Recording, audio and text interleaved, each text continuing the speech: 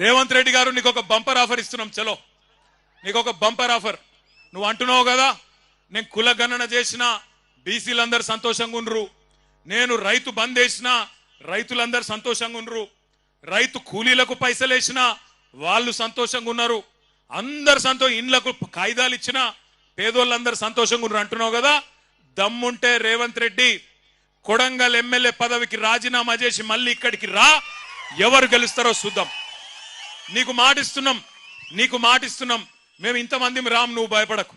మేము ఇంతమంది రాము ప్రచారంకు. మా పట్నం నరేందర్ రెడ్డి నామినేషన్ వేసి ఇంట్లో కూర్చుంటాడు, బయటికి కూడా రాడు. మేము జిల్లా నాయకులం కొంతమందిని తిరుగుతాం.